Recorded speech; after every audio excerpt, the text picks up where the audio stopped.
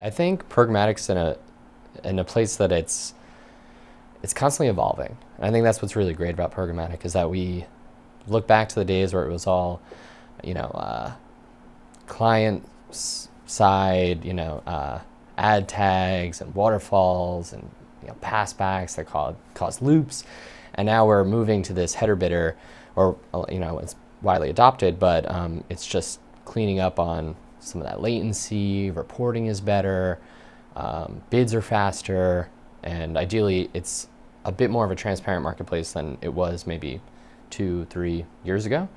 But as we all know, it's evolving even further. And I feel like with the adoption of the client side header bidder, the server side header bidder is just moving parallel, if not faster. And we're seeing this kind of evolution from hosting everything on your side, working with your tech teams, making sure that all the placements are correct. And it's a lot of work on the ad operations side, on the engineering side, on the SSPs to make sure everything is set up correctly. And then with the server side solutions, a lot of it is more seamless, less dev work. A lot is done in the servers or clouds. So it seems that the latency is getting faster. So I think we're in a transitional state still, that we're moving towards something that's a little bit better. I don't think we're fully there yet, but I think in the coming years, it's going to be even a better place than it is now. Cool. And tell us your take on wrappers and sort of the scope of it and what it means and the value of it. Yeah. With wrappers, at Ziff Davis, we were an early adopter of Prebid. And the philosophy at Ziff Davis is we're very do-it-yourself, and we believe in building our own solutions, our own ad tech. So when we found out that Prebid, being open source, would allow us to really customize it and get nuanced with it, we were really excited.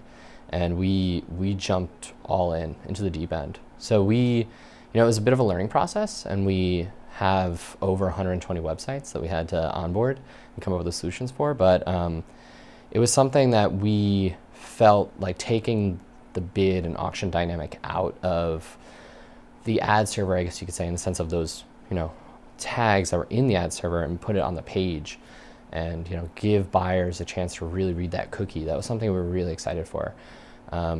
We, outside of, everything else with our do-it-yourself mentality, we have our own in-house DMP as well. So we really understand our audience and our readers. And we really try to value and be a number one purchase companion for everything we do. So we felt like the header bidder would really allow those buyers who don't know us yet to really get to know us. And we wanted to be as transparent as possible. So it was something we were really excited about.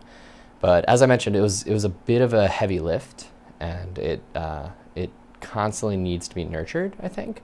It's not really a set it and forget a solution. So we really wanted to dedicate a team to analyze it, report on it, and understand what was happening daily. Because if something was wrong or broken, it wasn't realized or figured out soon, things would break and money wouldn't be made. So we love our solution, but it's something that it's a lot of work.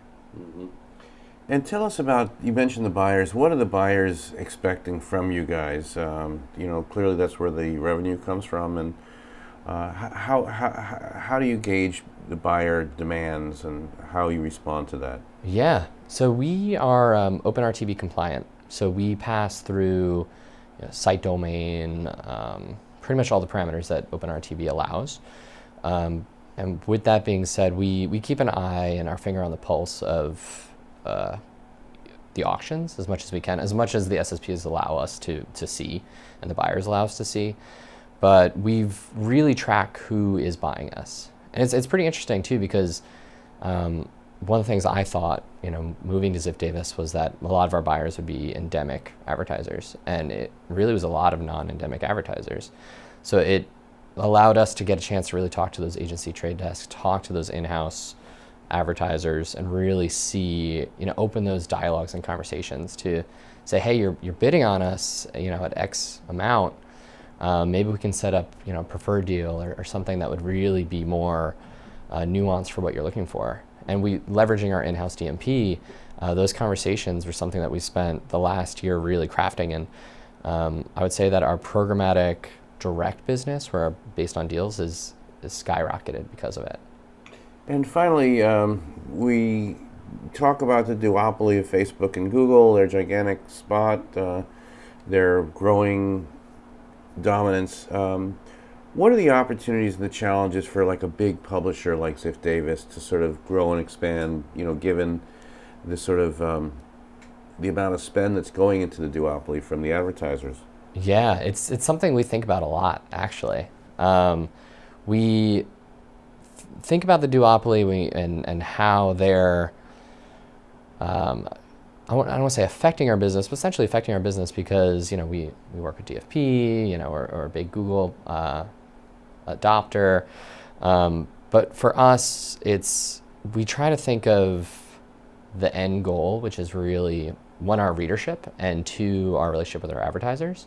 So while we really are trying to stay up on the trends of both companies, we really are looking to see who's on that fringe of the walled garden, and really working with those folks as well, because we do believe that there's going to be a time where some other big names are really going to start to break into the forefront, and we really want to be holistically compliant with everybody. So it's something that we think about a lot. For us, some of our biggest concerns are really the programmatic supply chain, and who, from dollar spent from advertiser to dollar received on the publisher side, we really try to look into where that take rate is and where it's coming from.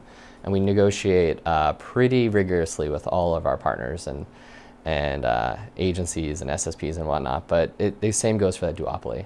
So we believe in their solutions, but we continue to have that same rigorous vetting process that we would even if they weren't the two big ones.